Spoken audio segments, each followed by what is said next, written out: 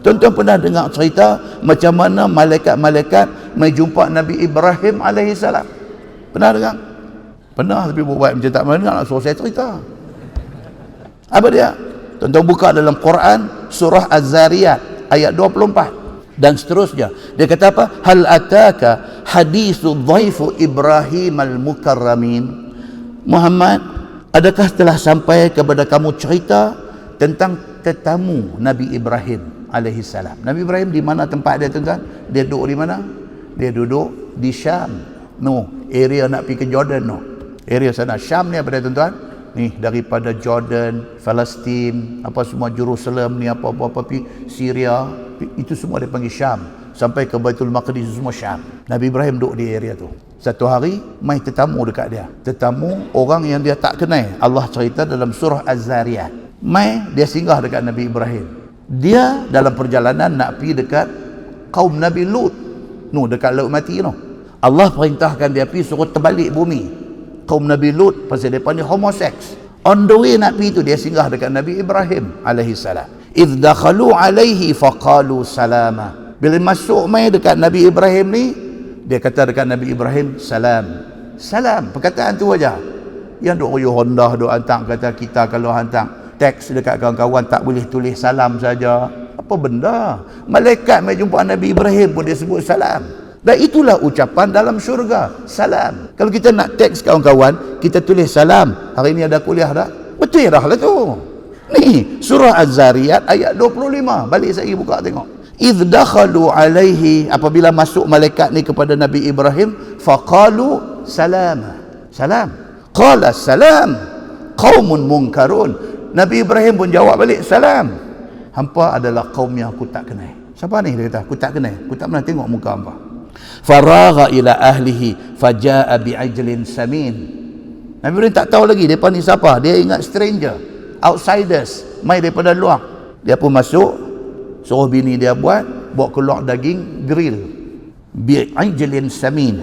Bawa mai daging panggang, daging anak lembu panggang. Bawa keluar mai hidang nak jamu. Faqarrabahu ilaihim, letak di depan depa ni. Qala ala ta'kulun. Nabi Ibrahim kata, jemput makan, sila. Fa'aujasa minhum khifah. Tengok-tengok puak ni tak sentuh makanan. Ni hak mai ni, tak sentuh makanan tu. Dia pun naik takut. Dia kata, depa ni siapa ni? Kalau jamu orang lain pasal sambal licin ni. Kan lah ni orang Melayu lah, mana ada pantang dah. Kambing gerik lepas semua tak ada pantang dah. Kalau kata tak ada, tak syok nak pergi kenuri. Kata ni hang kalau nak kena kambing grill, mai awal sikit, kata kita pukul 12 tak up lah. Hang mai lambat tak ada. Pukul 11.30 sampai dah. Orang Melayu ni yang dulu pantang dengan kambing ni, lah pantang jap, pantang tengok. Okey. Nabi Ibrahim bawa keluar ni anak lembu grill ni, nak jamu, tiba-tiba geng ni tak makan, tak sentuh.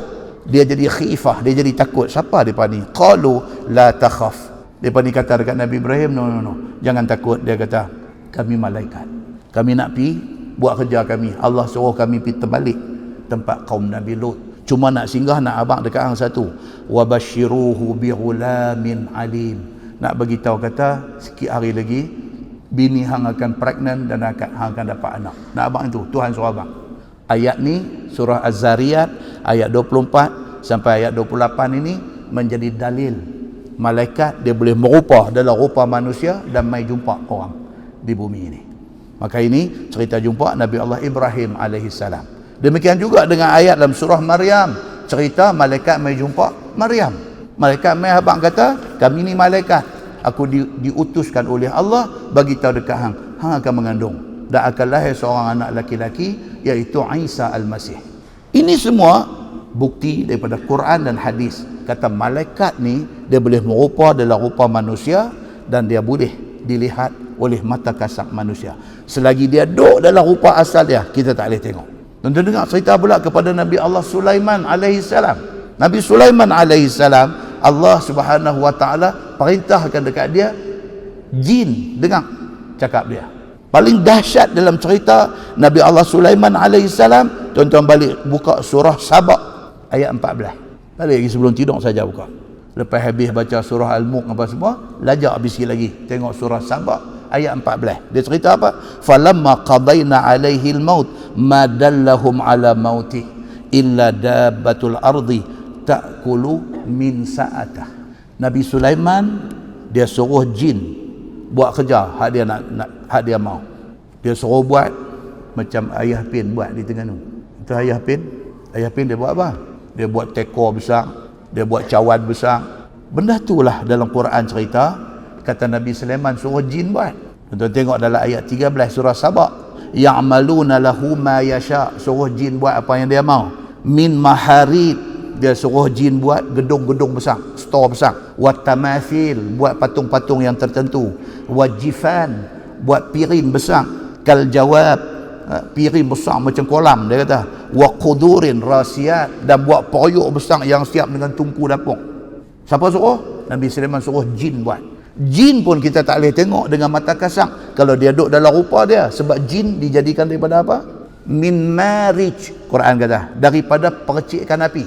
Setan dijadikan daripada nar, daripada api. Iblis setan, jin daripada percikan api. Itu rupa dia betul, kita tak nampak. So dia merupa jadi rupa manusia, jadi rupa makhluk apa, baru kita nampak. Depan ni semua merupa, dan Nabi Sulaiman Allah bagi dekat dia kuasa untuk kontrol depan ni semua. Dia buat benda-benda ni semua. Nabi Sulaiman duduk di atas kursi dia dengan minsaah. Dia kata minsaah ni tungkat dia pegang tu. Dia tengok depan ni jin ni duk buat kerja, jin takut kat dia. Pasal Allah bagi dekat Sulaiman kuasa kontrol jin ni.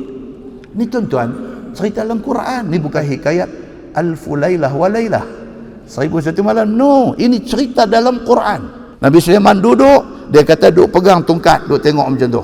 Depa duk buat kerja, depa tengok dia ni perhati kita tak lepas buat kerja, sehinggalah Allah Subhanahu wa taala takdirkan kewafatan Sulaiman. Nabi Sulaiman wafat ketika duk atas bangku, duk pegang tungkat, duk tengok jin duk buat kerja.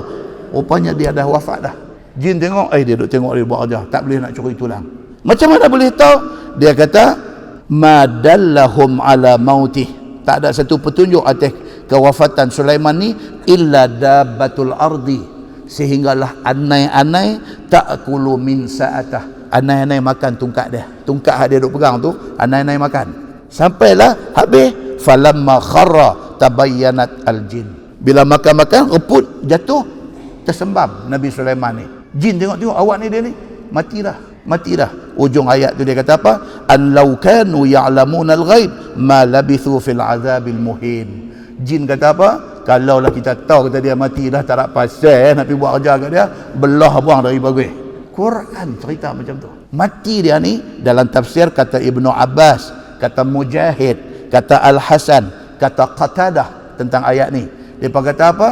Sulaiman sudah wafat 1 tahun lebih kurang. 1 tahun dia duduk tu. Rupanya mati dah.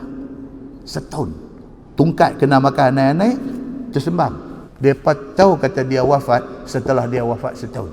Itu kata di dalam tafsir, kata Ibnu Abbas di dalam tafsirnya macam tu. Semua ni, hadis-hadis ni semua menceritakan kepada kita tentang malaikat, jin apa semua ni wujud dalam rupa mereka.